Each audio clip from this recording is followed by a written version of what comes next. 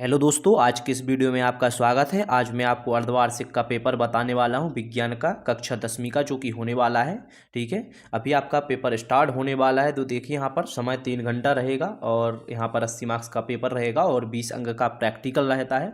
तो चलिए स्टार्ट करते हैं। इस वीडियो में आपको कंप्लीट पूरा पेपर बताया जाएगा सॉल्यूशन के साथ, तो वीडियो को लास्ट तक देखते रहिएगा। तो चलिए स्टार्ट करते हैं। देखिए यहाँ पर पैटर्न इस प्रकार रहेगा कि प्रश्न क्रमांक 1 से 5 तक जो एक एक अंक के क्वेश्चन रहते हैं, जैसे कि आपका अभी त्रैमासिक का पैटर्न था, सेम पैटर्न होने वाला है अर्धवार्षिक का भी।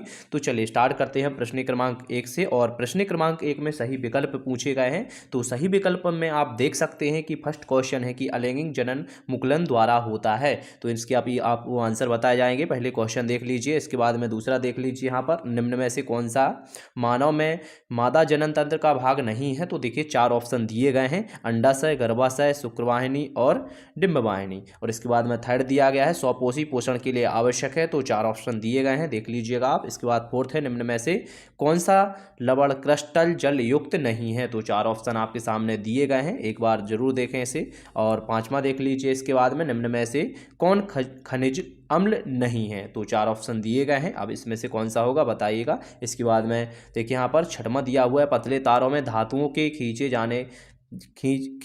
जा सकने की क्षमता कहलाती है। तो तन्यता, आघात वर्धनता क्या कहलाती है? तो आपको बताना है। यहाँ पर 4 ऑप्शन दिए गए हैं। इसके बाद में देखिए यहाँ पर सेकंड क्वेश्चन आप देख सकते हो। पहले तो अभी और विकल्प रह गए हैं, 2 विकल्प, इनको भी आप देख सकते हो। ठीक है, और साथ ही साथ आप नोट भी कर सकते हो, क्योंकि ये बहुत वेरी मोस्ट इंपोर्टेंट क्वेश्चन है जो कि आपकी परीक्षा में आने वाले हैं। तो इन सभी को आपको अच्छे से याद कर लेना है। और इसके बाद देखिए प्रश्न क्रमांक दूसरा दिया हुआ है, तो इसे देख लीजिए। इसमें रिक्त स्थान पूछे गए हैं प्रश्न क्रमांक 2 में। तो ध्यान से देखिए, फर्स्ट क्वेश्चन है कि वे अभिक्रियाएं जिनमें अभिकारकों के बीच आयनों का आदान प्रदान होता है खालिस्तान कहलाती हैं। तो द्विविस्थापन अभिक्रिया कहलाती हैं। इसमें आपको क्या लिखना है? द्विविस्थापन अभिक्रियाएं। ठीक है, और दूसरा देखिए, किसी रासायनिक अभिक्रिया का समीकरण के रूप में प्रत्यक्षात्मक निरूपण खालिस्तान कहलाता है। तो रासायनिक समीकरण कहलाता है। इसमें आपको रासायनिक समीकरण लिख देना है। थर्ड देख लीजिए, धात्विक ऑक्साइड प्रायः खालिस्तान होते हैं। तो क्षारकीय होते हैं। क्या होते हैं? क्षारकीय। इसमें आपको क्षारकीय लिख देना है। अब देखिए यहाँ पर फोर्थ दिया हुआ है, जल एक खालिस्तान ऑक्साइड है। तो कौन सा ऑक्साइड है? उदासीन। इसमें आपको क्या लिखना है? उदासीन। और 5वां देख लीजिए, भंगुरतः प्रायः खालिस्तान का प्रमुख गुण है।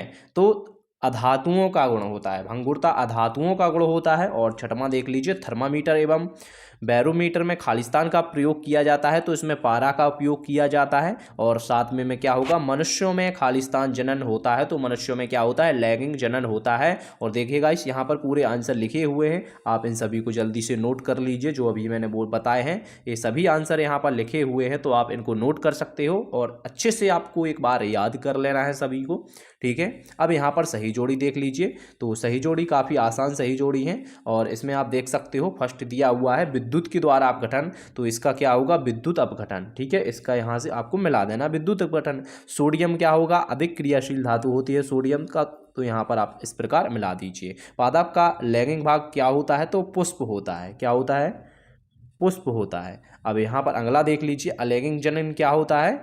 अलैंगिक जनन होता है काली कायन। ठीक है, तो इस प्रकार लगा दीजिए। और मादा युग्मक अंडाणु होगा। तो इस प्रकार ये आपकी सही जोड़ी कंप्लीट हो जाती है। यहाँ पर देखिए आंसर सभी के लिखे हुए हैं, इनको आप नोट कर सकते हो। अब बढ़ते हैं प्रश्न क्रमांक 4 की तरफ। प्रश्न क्रमांक 4 में एक शब्द या एक वाक्य में उत्तर पूछे गए हैं। तो यहाँ पर आप अच्छे से देख लीजिए एक बार। यहाँ पर देखिए, धातुओं की सतह चमकदार होती है, यह गुण क्या कहलाता है? तो यह गुण क्या कहलाता है? धात्विक चमक कहलाता है। ठीक है, और दूसरा देखिए, पारे की मिश्रातु क्या कहलाती है? तो अमल गम कहलाती है। और थर्ड का देखिए, अयस्कों में उपस्थित मिट्टी एवं रेत की अशुद्धियां क्या कहलाती हैं? तो गैंग कहलाती हैं। ठीक है, गा में एक योग गा। ठीक, इसके बाद फोर्थ देख लीजिए, वायु की अनुपस्थिति में होने वाले श्वसन को क्या कहा जाता है? अवायवीय श्वसन कहा जाता है। 5वां देखिए, पादप के वायवीय भागों द्वारा भास्प के रूप में जल हानि क्या कहलाती है? तो भास्पोत्सर्जन कहलाती है। तो देख सकते हो आप, 5 आंसर यहाँ पर लिखे हुए हैं, अच्छे से आप इन सभी को नोट कर लीजिए। ठीक है, तो इनको जल्दी से आपको नोट कर लेना है, स्क्रीनशॉट ले लेना है और इन सभी को अभी आपको याद करना है। ठीक है, इसके बाद 5वां क्वेश्चन है, तो इसे भी ध्यान से देखिए आप। ठीक है, तो देखिए इसमें पूछा गया है कि श्वसन को ऊष्माक्षेपी अभिक्रिया क्यों कहते हैं, वर्णन कीजिए। अब देखिए यहाँ पर क्वेश्चन एक और बन सकता है कि श्वसन को ऊष्माक्षेपी अभिक्रिया किसे कहते हैं, इसमें पूछा गया है। ठीक है, और 6वां देखिए ऊष्माक्षेपी पूछा गया है, तो हो सकता है ऊष्माक्षेपी और ऊष्माशोषी में आपसे 5 अंतर पूछ लिए जाए या 2 अंतर पूछ लिए जाए, तो आपको इनको अच्छे से याद करना है। अभी इनके आंसर भी आपको मैं बताता हूँ, पहले आप क्वेश्चन देख लीजिए। देखिए 6वां तो हो गया, 7वां देखिए, 7वें में पूछा गया था क्रिस्टलीकरण से आप क्या समझते हो। ठीक है, इन सभी के आंसर मैं अभी आपको बताने वाला हूँ। तो यहाँ पर देखिए पहले बेकिंग पाउडर एवं दावन सोडा को गर्म करके कैसे अंतर करेंगे। इसके बाद है पादप हार्मोन क्या होता है, 9वां क्वेश्चन है गाइस। इसके बाद में 10वां देख लीजिए, तारे क्यों टमटमाते हैं, अच्छे से इसको कंप्लीट करना है आपको, इसका आंसर भी बताते हैं। यहाँ पर देखिए आप मेंडल के प्रयोग द्वारा कैसे पता चला कि लक्षण प्रभावी अथवा अप्रभावी होते हैं।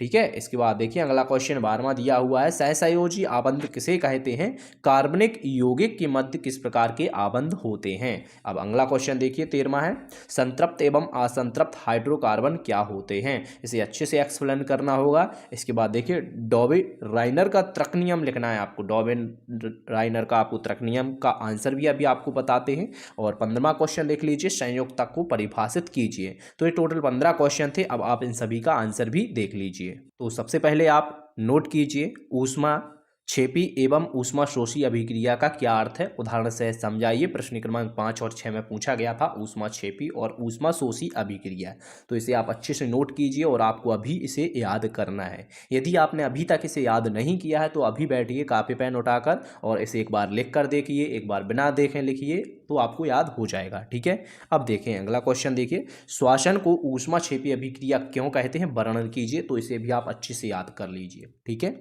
और इसके बाद में अगला क्वेश्चन है, क्रिस्टलीकरण से आप क्या समझते हो, तो इसका आंसर देखिए और इसे आप जल्दी से नोट कीजिए। इसके बाद अगला क्वेश्चन है, बेकिंग पाउडर एवं धावन सोडा को गर्म करके कैसे अंतर करेंगे।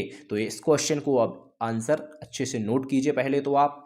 ठीक है, और इसे आप याद कर लीजिए। ठीक है, और very very most important question मानिएगा आप, इन सभी को महत्वपूर्ण प्रश्न मानिएगा जो कि आपको अर्धवार्षिक में बहुत ही हेल्प करने वाले हैं। ठीक है, यदि आपको अच्छे मार्क्स लाना है तो इस पूरे पेपर को आप कंप्लीट याद कर लीजिए, एक बार बिना देखे लिख कर भी देखिए, और अभी तक आपने जो भी पढ़ाई की थी, जो भी क्वेश्चन याद किए थे अपने सिलेबस के अकॉर्डिंग, उन सभी का एक बार आप रिवीजन कर लीजिए ताकि आपके मार्क्स अच्छे आए। ठीक है, चलिए अगला क्वेश्चन देखते हैं। यहाँ पर दिया हुआ है, देखिए पादप हार्मोन क्या होता है। ठीक है, यही क्वेश्चन था ना अपना। इसके बाद देखिए यहाँ पर बेकिंग सोडा वाला हो गया था ना, अब देखिए यहाँ पर पादप हार्मोन क्या होता है, तो इसे आप नोट कर सकते हैं, ध्यान से देख सकते हो, स्क्रीनशॉट भी आप ले सकते हो। ठीक है, तारे क्यों टिमटमाते हैं, देखिए इस आंसर को आपको इस प्रकार अच्छे से जमा कर लिखना है, तारे क्यों टिमटमाते हैं, 2 या 3 मार्क्स का पूछा जाता है। ठीक है, ये क्वेश्चन, तो इसे आप अच्छे से नोट कर लीजिए। और यहाँ पर देख सकते हो आप, मेंडल के प्रयोगों द्वारा कैसे पता चला कि लक्षण प्रभावी या अप्रभावी होते हैं, इस क्वेश्चन को अच्छे से रट कर जाइए। इसमें जो भी क्वेश्चन है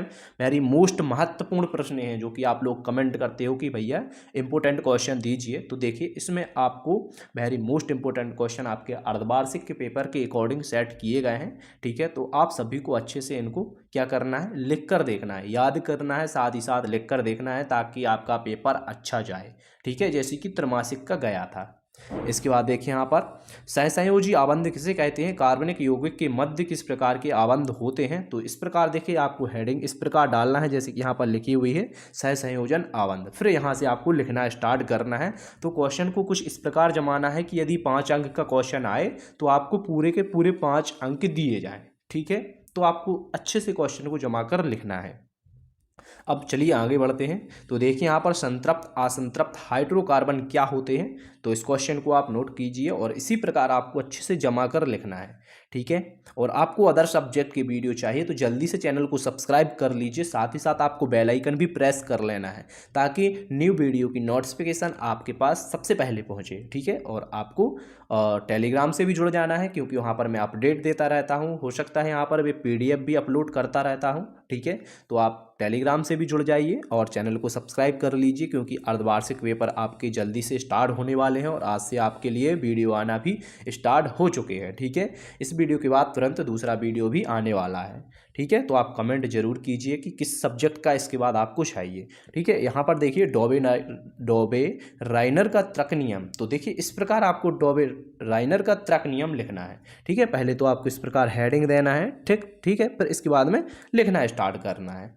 ठीक है, तो चलिए इसके बाद में अगला क्वेश्चन देख लेते हैं, संयोजकता को परिभाषित कीजिए। ठीक है, तो संयोजकता को आप कुछ इस प्रकार परिभाषित कर सकते हो। तो ये रहे आज के इम्पोर्टेंट क्वेश्चन और ये आपका पेपर था विज्ञान का। अब अगले देखिए, आपको कमेंट कीजिए किस सब्जेक्ट का चाहिए। ठीक है, और इन सभी क्वेश्चन को आपसे एक बार फिर से रिक्वेस्ट है कि इन सभी प्रश्नों को आप एक बार जरूर याद करके जाएं।